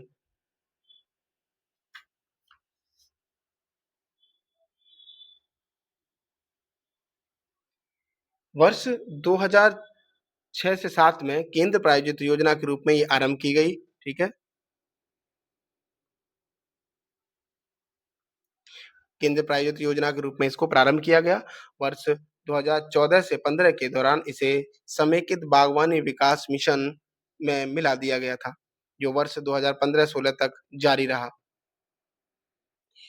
इस क्षेत्र की संपूर्ण मूल्य श्रृंखला के समग्र विकास हेतु राष्ट्रीय बांस मिशन का वर्ष 2018 से 19 में पुनर्गठन किया गया। बांस को वृक्षों की श्रेणी से हटाने के लिए वर्ष 2017 में भारतीय वन अधिनियम 1927 में संशोधन किया गया। यह वनों से बाहर बांस की कटाई करने और उसके परिवहन की अनुमति प्राप्त किए बिना बांस की खेती एवं कटाई करने और उससे उत्पाद तैयार करने की अनुमति देता है। ठीक है। तो ये था पारितंत्र और उससे जुड़े विभिन्न एक्ट के बारे में। अगला टॉपिक हमारा है पर्यावरण, जिसमें आर्द्र भूमि एवं मैंग्रोव के बारे में। आइए तेजी से इसको भी समझ लेते हैं। आर्द्र भूमियां स्थलीय और जलीय पारितंत्रों के बीच संक्रमण क्षेत्र यानी इकोटोन होती हैं। यानी जब दो पारितंत्र मिल रहे होते हैं, उस पारितंत्र के क्षेत्र को बोलते हैं इकोटोन। ठीक है। चलिए, स्थिर अथवा प्रवाहित ताजा, खारा अथवा लवणीय जल, इनमें ऐसे समुद्री जल क्षेत्र भी शामिल होते हैं जिनकी गहराई निम्न ज्वार यानी लो टाइड के समय 6 मीटर से अधिक नहीं होती। ठीक है, उनको भी इसमें शामिल किया जाता है। उदाहरण के लिए जैसे मैंग्रोव, झील का विलांचली क्षेत्र यानी लेक लिटोरल्स जो होते हैं वो, और बाढ़ के मैदान और अन्य दलदली एवं अनूप क्षेत्र। इनमें हाइड्रोफाइट्स और हाइड्रिक मृदा विद्यमान होती है। आर्द्र भूमियां देश के 18.4% क्षेत्र में विद्यमान है। इसमें से 70% क्षेत्र पर धान की खेती की जाती है। ठीक है, यानी कि लगभग 18.4% का जो एरिया है, इसमें से भी 70% एरिया पे धान की कृषि की जाती है। ठीक है। चलिए आगे बढ़ते हैं। आर्द्र भूमि, अंतर्देशीय आर्द्र भूमि और तटीय आर्द्र भूमि। अंतर्देशीय आर्द्र भूमि में जैसे प्राकृतिक और कृत्रिम। प्राकृतिक में देखें तो जैसे झील है, तालाब है, कट ऑफ विसर्पण है, दलदल है, कच्छ जलभराव जैसी स्थिति है, ये आपके प्राकृतिक में। कृत्रिम में जैसे जलाशय व टैंक हो सकते हैं। तटीय आर्द्र भूमि के बारे में देखें जिसमें प्राकृतिक और कृत्रिम। तो प्राकृतिक में जैसे ज्वारनदमुख, लैगून, क्रीक, कोरल रीफ एवं मैंग्रोव। कृत्रिम में देखें एक्वाकल्चर, लवण कुंड, जो सॉल्ट प्लांट होते हैं वो। ठीक है, तो ये तटीय आर्द्र भूमि के रूप में जाने जाते हैं। आर्द्र भूमियों के प्रकार देखें तो जैसे समुद्री है, ज्वारनदमुखी है, सरोवरी, नदी तटीय। तो इस प्रकार से तो जो समुद्री हैं ये तटीय आर्द्र भूमियां जिनमें तटीय लैगून, चट्टानी समुद्र तट और प्रवाल भित्तियां शामिल हैं। ठीक है, उन्हें समुद्री आर्द्र भूमि कहते हैं। ज्वारनदमुख की बात करें तो इसमें डेल्टा, ज्वारी कच्छ क्षेत्र और मैंग्रोव अनूप क्षेत्र शामिल हैं इसमें। सरोवरी की अगर बात की जाए तो सरोवर या झीलों से संबंधित आर्द्र भूमियां इसमें शामिल हैं। नदी तटीय की बात की जाए तो नदियों और सरिताओं के किनारे स्थित आर्द्र भूमियां। जो नदी है उनके किनारे जो स्थित आर्द्र भूमियां हैं वो। ठीक, वनस्पतियों वाली गैर ज्वारीय स्थायी आर्द्र भूमियां। इसका अर्थ है दलदली भूमि, जैसे कच्छ, अनूप क्षेत्र, दलदल वाले जो क्षेत्र हैं वो इनमें शामिल किए जाते हैं। लास्ट है मानव निर्मित आर्द्र भूमियां। इन्हें शहरी आर्द्र भूमियां भी कहा जाता है, जैसे मत्स्य, झींगा तालाब, खेत तालाब, सिंचित कृषि भूमि और लवण कुंड, जलाशय, बजरी गर्त और मलजल आधारित फॉर्म्स और नहरें इत्यादि इसमें शामिल की जाती हैं, जो मानव के द्वारा निर्मित आर्द्र भूमियां हैं। जो आर्द्र भूमि है ये कुछ इस प्रकार से वर्क करती हैं। जैसे यहाँ से पानी लेकर के आया गया और फिर यहाँ पे जो उपस्थित जो जीव जंतु पेड़ पौधे हैं उनके द्वारा इसको यहाँ अवशोषित किया गया, एक दलदल जैसी संरचना बन जाती है। उसके बाद यहाँ से एक्स्ट्रा पानी वाटर फ्लो हो जाएगा। ठीक, तो जो गंदगी जैसी चीजें हैं इसको यहीं पर रोक लिया जाएगा और क्लीन वाटर यहाँ से फ्लो कर दिया जाएगा। तो ये एक बहुत अच्छा फॉर्म में काम करती हैं। फिलहाल डिस्कशन में यहाँ नहीं जाएंगे। पीट भूमियां यानी पीटलैंड, पीट जल संतृप्त क्षेत्र में संचित पादप अवशेषों का एक विषमांगी मिश्रण है। यह मिश्रण ऑक्सीजन की अनुपस्थिति के कारण केवल आंशिक रूप से विघटित हुआ है। प्रकार देखें तो अनूप वन, भूकंप पंक भूमि जो फेन होते हैं और दलदल क्षेत्र, ये इनके प्रकार हैं पीठ भूमि के। निर्माण ऐसे स्थान जहां स्थायी जल संतृप्त क्षेत्र बनते हैं, अर्थात या तो स्थलीकरण या पेल्यूडिफिकेशन होता है, वहां इनका निर्माण हो जाता है। ये पीठ भूमियां अधिकांशतः ध्रुवों की ओर एवं अधिकांश ऊंचाई पर स्थायी तुषार भूमि वाले क्षेत्रों में, तटीय क्षेत्रों में, उष्णकटिबंधीय वर्षा वनों के नीचे और बोरियल यानी कि उद्दीच्य वनों में पाई जाती हैं। कांगो बेसिन में क्यूवेट सेंट्रल क्षेत्र के बेहतर प्रबंधन और संरक्षण को बढ़ावा देने के लिए ब्रेजाविल घोषणा पर हस्ताक्षर किए गए थे। व्यापक पीठभूमि क्षेत्रों वाले जो देश हैं वो हैं जैसे रूस है, कनाडा है, इंडोनेशिया है, यूएसए है, फिनलैंड इत्यादि। वैश्विक पीठभूमि पहल यह अग्रणी विशेषज्ञों और संस्थानों की एक पहल है। इसका उद्देश्य विश्व के सबसे बड़े स्थलीय जैविक कार्बन के भंडार के रूप में पीठभूमियों की सुरक्षा करना और इस कार्बन को उत्सर्जन होने से बचाना है। अब कुछ विशेषताएं हैं झील आर्द्र भूमि या उथली झील, उसके बारे में है तो चलिए देखते हैं। उत्पत्ति की बात की जाए तो मुख्य रूप से विवर्तनिक बलों यानी नदी संबंधी भू आकृति, भौम जल स्तर में वृद्धि आदि के कारण ये झीलों का निर्माण हो सकता है। आर्द्र भूमि अधिकतर नदी संबंधी अवशिष्ट झीलें जो है इसके आर्द्र भूमि के रूप में हो जाती हैं। जैसे अब नदी के द्वारा यहाँ से जो गाद बहा करके लाया जा रहा है और धीरे धीरे ये गाद यहाँ पे छोड़ता हुआ चला जाएगा तो ये एक दलदली स्थिति भूमि की बन जाएगी। ठीक है, उसी प्रकार से आगे है जल भराव। ये स्थायी होती है, ये स्थायी या अस्थायी दोनों हो सकती है, यानी झील स्थायी होगी, आर्द्र भूमि स्थायी भी हो सकती है और अस्थायी भी हो सकती है, ठीक है?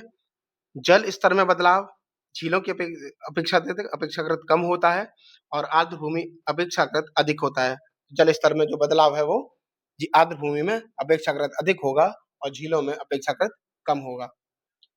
तापीय स्तरीयकरण झीलों में होता है और आर्द्र भूमि में नहीं होता है। लंबवत मिश्रण तापीय रूप से नियंत्रित होता है और आर्द्र भूमि में पवन द्वारा नियंत्रित होता है। प्रमुख उत्पाद झीलों में पादप प्लवक और आर्द्र भूमि में जलीय पादप या जलोद्भिद या मैक्रोफाइट्स हो सकते हैं।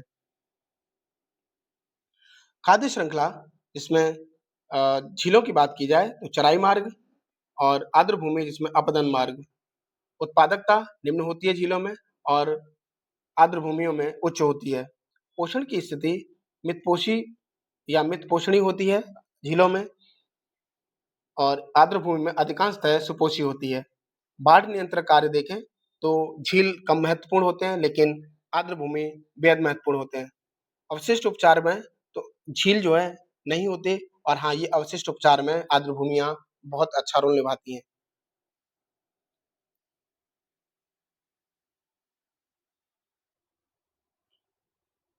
आर्द्र भूमि जैव विविधता निम्नलिखित मुद्दों के लिए महत्वपूर्ण है। कौन-कौन से मुद्दे हैं? जलवायु और जैव विविधता। स्थल आधारित 30% कार्बन पीठ भूमियों में भंडारित है। ठीक है? नेक्स्ट है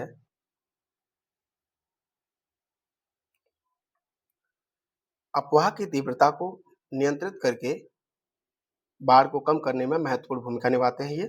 अपरदन और प्रदूषकों के विरुद्ध तटवर्ती बफर के रूप में कार्य करते हैं ये। जलीय वनस्पति जात एवं प्राणी जात तथा अनगिनत देशज एवं प्रवासी पक्षियों के लिए पर्यावास उपलब्ध करवाती है ये। ठीक है? शुद्ध जल की अगर बात की जाए तो प्रदूषकों को हटाती है पीठभूमि यानी आर्द्र भूमि, जल का शुद्धिकरण करती है तथा सतही जल के अवसादों और पोषकों का निस्यंदन करती है। पोषक तत्वों का पुनर्चक्रण, भौमजल पुनर्भरण और स्थानीय जलवायु को स्थायित्व प्रदान करती है।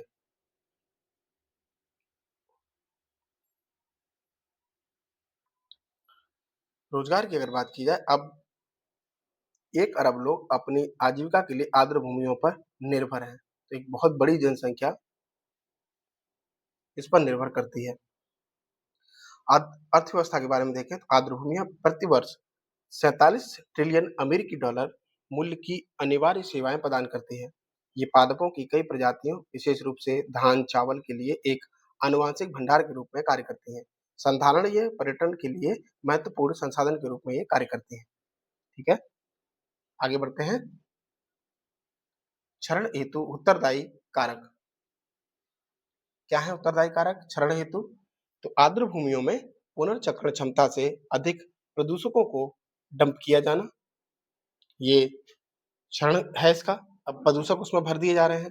पर्यावास का विनाश और वनोन्मूलन करना, कृषि हेतु आर्द्र भूमियों का रूपांतरण और अतिक्रमण करना, अति मत्स्यन और मत्स्य पालन एक्वाकल्चर जैसी स्थिति पैदा करना, दलदली मृदा में अतिचारण करना, समुद्रों के निकट तट से रेत हटाने से आर्द्र भूमियां तरंग गतिविधि और ज्वार भित्ति के प्रति सुभेद्य हो जाती हैं। ये क्षरण हेतु उत्तरदायी कारण है इसके।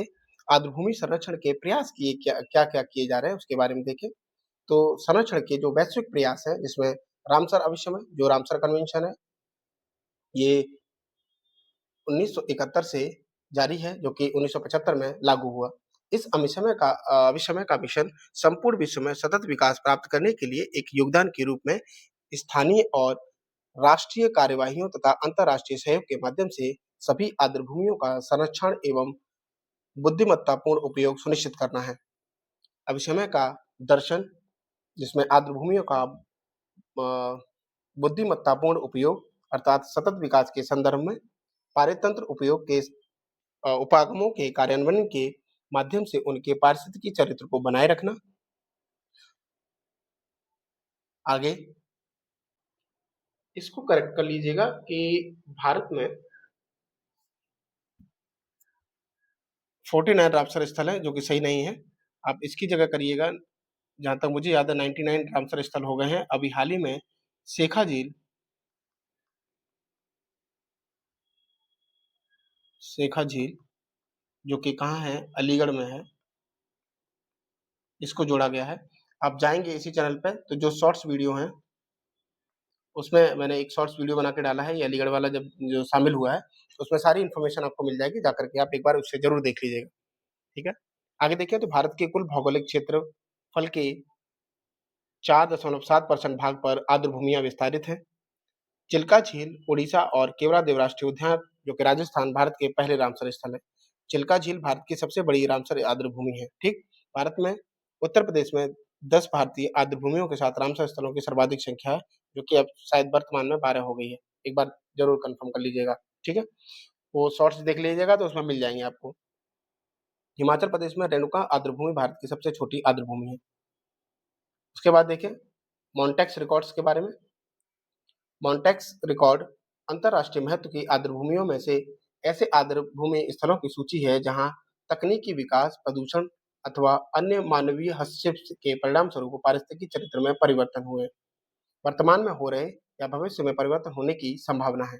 भारत की आर्द्र भूमियां केवलादेव राष्ट्रीय उद्यान राजस्थान और लोकटक झील मणिपुर ये इसमें शामिल हैं। चिल्का झील उड़ीसा को भी इस रिकॉर्ड में रखा गया था, लेकिन बाद में इसे हटा दिया गया था मॉन्टेक के रिकॉर्ड से। ठीक, ध्यान रखेंगे जो चिल्का झील है आपकी, इसको रखा गया था लेकिन अब इसको हटा दिया गया है इस मॉन्टेक रिकॉर्ड से। चलिए देख लेते हैं भारत के रामसर स्थल और उनकी अवस्थिति के बारे में। कोलेरू झील आंध्र प्रदेश, दीपोर बिलक असम, बरताला आर्द्र भूमि बिहार जो कि अक्टूबर 2020 में जुड़ी थी। खिजड़िया वन्यजीव अभयारण्य ये गुजरात में है। नल सरोवर पक्षी अभयारण्य गुजरात में। थोल झील वन्यजीव अभयारण्य गुजरात में। वाधवान आर्द्र भूमि ये भी गुजरात में है। भिंडावास वन्यजीव अभयारण्य ये हरियाणा में है। सुल्तानपुर राष्ट्रीय अभयारण्य ये भी हरियाणा में है। चंद्रताल आर्द्र भूमि हिमाचल प्रदेश में है। पोंग बांध झील ये भी हिमाचल प्रदेश में है और रेणुका आर्द्र भूमि ये भी हिमाचल प्रदेश में है। उसके बाद बुलर झील ये जम्मू कश्मीर में है। हुकेरा आर्द्र भूमि ये जम्मू कश्मीर में ही है ये भी। सुरिनसर मानसर झील ये भी आपकी जम्मू कश्मीर में है और स्यो मोरिरी झील ये भी आपकी जम्मू कश्मीर में है। अष्टमुड़ी और सस्तमकोट्टा झील और वेम्बनाड कोल आर्द्र भूमि ये आपकी केरल में है, याद रखेंगे तीनों को।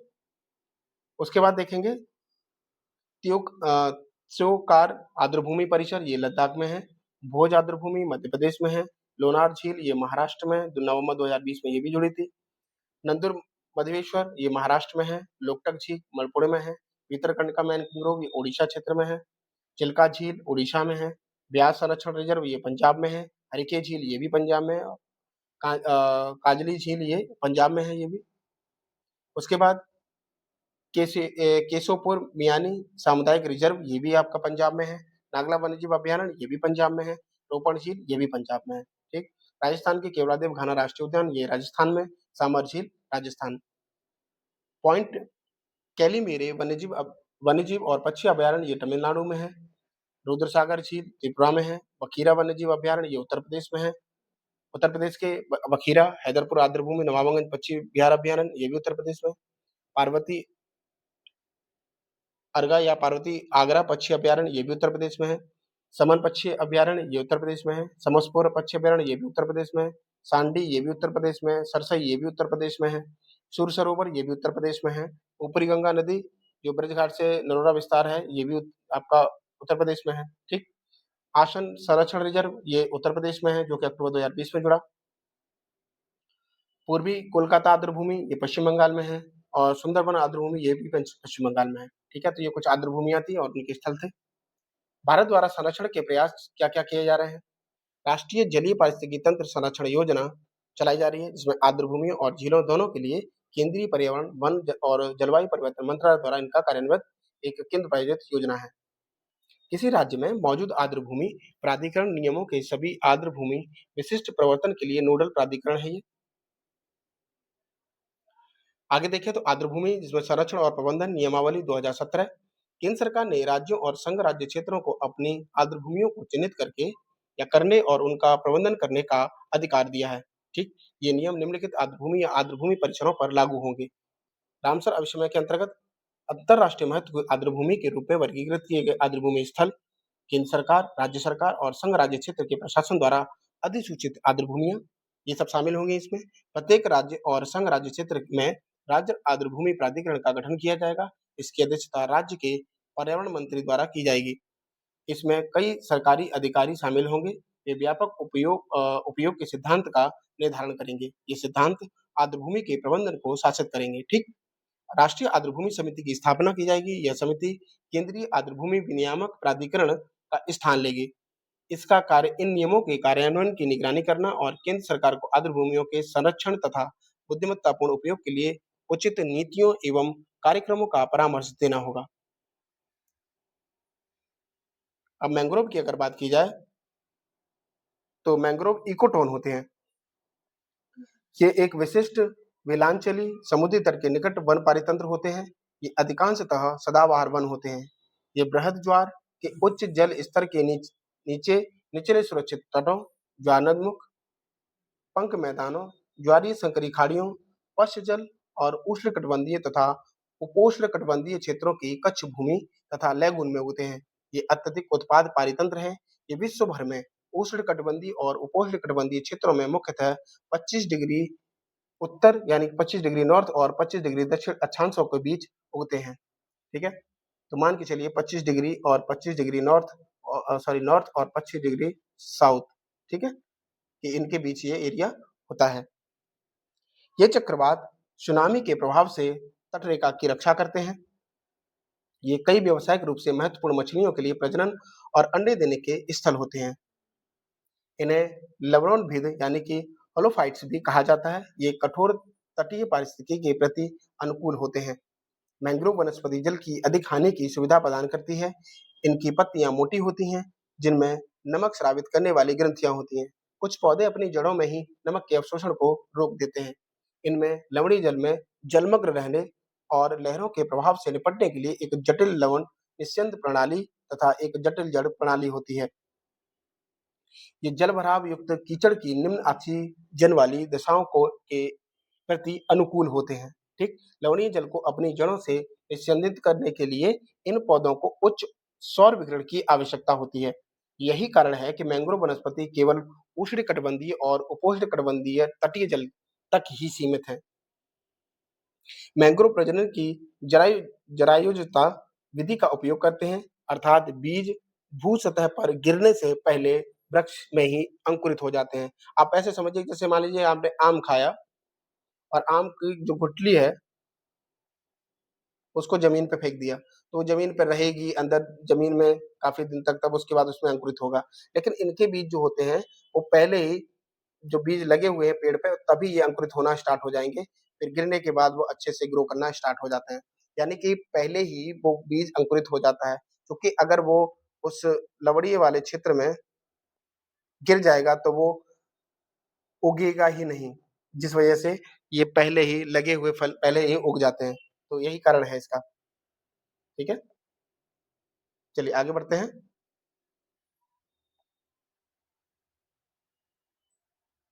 यह लवणीय जल में अंकुरण की समस्या का समाधान करने के लिए एक महत्वपूर्ण अनुकूलन क्रियाविधि है। अवायवीय मृदा वाली दशाओं में श्वसन की समस्या समाधान करने के लिए इन पौधों में श्वसन मूल ब्लाइंड रूट होती हैं। ठीक है? राइजोफोरा में चापाकार स्तंभ मूल जल के नीचे तक जाती हैं ये। अविशेनिया में ऊर्ध्वाधर श्वसन मूल या वायवीय जड़ें कीचड़ से ऊपर की ओर विकसित होती हैं। तो आपने देखा होगा कि ये पेड़ है, इसकी जड़ें हैं तो ये ऊपर की ओर विकसित हो जाती हैं। ठीक है? भू स्तर के ऊपर किसी वृक्ष के तने से निकलने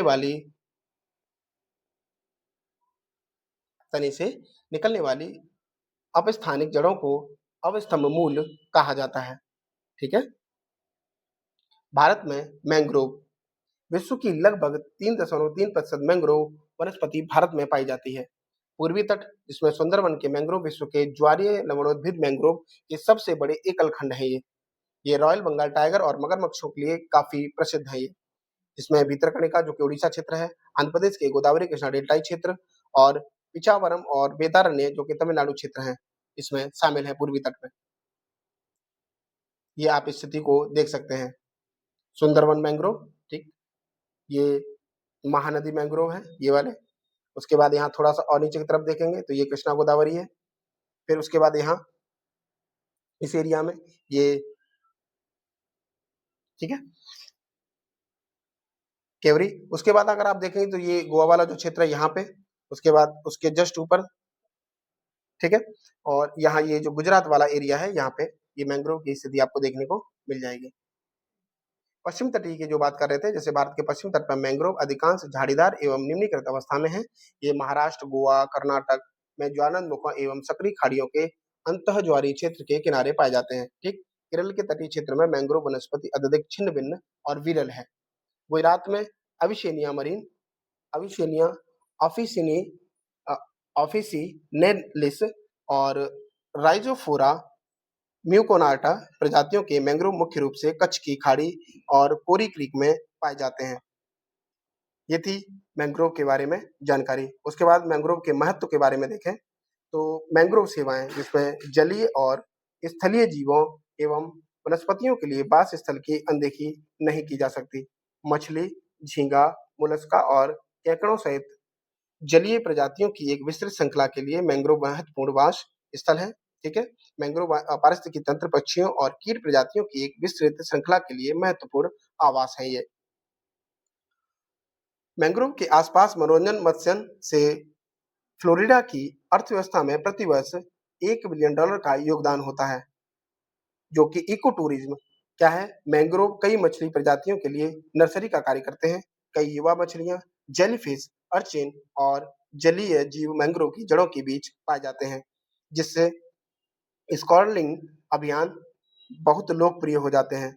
मैंग्रोव क्षेत्रों में इको टूरिज्म एक बढ़ता हुआ उद्योग है। इसमें बड़ी क्षमता है। यह मैंग्रोव बरकरार रखने में महत्वपूर्ण भूमिका निभाएगा। मैंग्रोव लहरों को 66% तक कम कर सकते हैं, जिससे कटाव और बाढ़ के खतरे कम हो जाते हैं। इसमें तटीय सुरक्षा के बारे में देखें तो मैंग्रोव तरंगों की ऊर्जा को अवशोषित करते हैं। इसका अर्थ है कि अत्यधिक प्रभावी तटीय सुरक्षा के रूप में कार्य करते हैं। 100 मीटर गहरे वन किसी तूफान की विनाशकारी शक्ति को 90% से अधिक कम कर सकते हैं।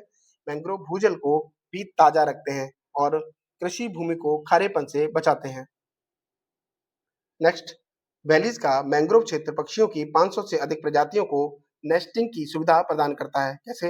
वन्यजीव पर्यावास, मैंग्रोव वनों में बहुत अधिक जैव विविधता होती है। ये वन कई संकटग्रस्त और लुप्तप्राय प्रजातियों जैसे बंदर, मॉनिटर, छिपकली, royal Bengal tiger, fishing cat आदि को आश्रय प्रदान करते हैं। अधिकांश उष्णकटिबंधीय मछलियां अपनी किशोरावस्था मैंग्रोव में व्यतीत करती हैं। वे वन सैकड़ों पक्षियों प्रजातियों के लिए प्रमुख नेस्टिंग स्थल है ये। मैंग्रोव लगभग 21 करोड़ लोगों के लिए मछली उपलब्ध कराते हैं, जो भोजन के लिए उन पर निर्भर हैं। स्वच्छ जल, मैंग्रोव विशेष रूप से अंतर्ज्वारीय क्षेत्र के लिए अनुकूलित है, जो नदियों और भूमि आधारित क्षेत्र स्रोतों से प्रदूषकों और कणकीय पदार्थों से तटीय जल की गुणवत्ता को बचाए रखते हैं। ये मूंगा चट्टानों और समुद्री घास के मैदानों जैसे समुद्री पर्यावासों की रक्षा करते हैं। मैंग्रोव उष्णकटिबंधीय वर्षा वनों की तुलना में प्रति हेक्टेयर 3 से 5 गुना अधिक कार्बन संचित कर सकते हैं। तो ये भी कैपेसिटी इनमें ज़्यादा है कार्बन सिंक करने की, कार्बन संचित करने की। तो कार्बन भंडारण की जब बात की जाए तो अधिकांश मैंग्रोव वन पीट जैसी मोटी व कार्बन समृद्ध मृदा की भारी परतों का निर्माण करते हैं, जो जल भराव में रहने के बावजूद सड़ती नहीं है। इसके द्वारा उत्पन्न कार्बन का लगभग 10% हिस्सा वायुमंडल में वापस जाए बिना सहस्राब्दियों में यानी शताब्दियों के लिए संभावित रूप से मृदा में आच्छादित या प्रच्छादित हो जाता है। मैंग्रोव के समक्ष खतरा क्या है? तो जैसे प्राकृतिक खतरे, जिसमें चक्रवात है, टाइफून है, लहरों का जो प्रबल प्रभाव है, वो इसमें प्राकृतिक खतरे के रूप में देखे जा सकते हैं। आगे, मैंग्रोव क्षेत्र के निकट वन्य जीवों, पशुओं द्वारा पौधों को कुचल देना और अतिचारण करना भी एक खतरा है। ठीक है, केकड़ों, घोंघे और कीटों द्वारा मैंग्रोव नवांकुरों को क्षति पहुंचाना भी एक प्राकृतिक खतरे के रूप में देखा जा सकता है। मानव जनित खतरे क्या हैं? जैसे अत्यधिक कृषि करना, तटीय विकास, झींगा व मछली का अधिक पालन, चारकोल और काष्ठ उद्योग करना, ये मानव जनित खतरे हो सकते हैं। मैंग्रोव के संरक्षण की जब बात की जाती है, एक सेकंड, तटीय विनियमन क्षेत्र नियम भी मैंग्रोव को संरक्षण प्रदान कर सकते हैं। सुंदरबन में विशेष निगरानी और रिपोर्टिंग उपकरण अर्थात स्मार्ट निगरानी व्यवस्था स्थानीय प्रशासन को प्राकृतिक संसाधनों के अधिक प्रभावी प्रबंधन हेतु योगदान करने में सशक्त बनाती है। गुजरात में निम्नलिखित मैंग्रोव क्षेत्रों का जीर्णोद्धार करने के लिए सीधी बीज बुवाई, भूमि सतह से उठी हुई क्योरियों में रोपड़ और मछली के ढांचे की आकृति में बनाई गई क्योरियों में रोपड़ का उपयोग किया जाता है। आंध्र प्रदेश राज्य ने मैंग्रोव क्षेत्र में संरक्षण परियोजनाओं को लागू करने के लिए पारिस्थितिकी विकास समितियों और वन संरक्षण समितियों की स्थापना की। महाराष्ट्र राज्य द्वारा मैंग्रोव का संरक्षण करने के लिए पुनरुद्धार, संरक्षण, पुनर्जनन और रखरखाव तकनीकों को लागू किया जा रहा है। भविष्य के लिए मैंग्रोव पहल जारी की गई है। सतत विकास हेतु तटीय पारितंत्र संरक्षण में निवेश को बढ़ावा देना, साथ ही तटीय प्रबंधन के लिए एक एकीकृत महासागर व्यापी दृष्टिकोण को बढ़ावा देना, पारितंत्र पर निर्भर तटीय समुदायों के लचीलेपन का विकास करना। ये था आपका दलदली क्षेत्र या आर्द्र भूमि क्षेत्र, जिसमें हमने मैंग्रोव जैसी स्थितियों को भी समझ लिया है। नेक्स्ट टॉपिक है आपका जैव विविधता, जो कि हम अगली क्लास में पढ़ेंगे। तो नेक्स्ट क्लास में मिलेंगे अब, ठीक है। जैव विविधता के साथ ये काफी महत्वपूर्ण टॉपिक है आपके लिए, जैव विविधता और इसके संरक्षण को जानेंगे। तो चलिए विदा लेते हैं आपसे, मिलते हैं अगली क्लास में, तब तक के लिए आप सभी को नमस्कार।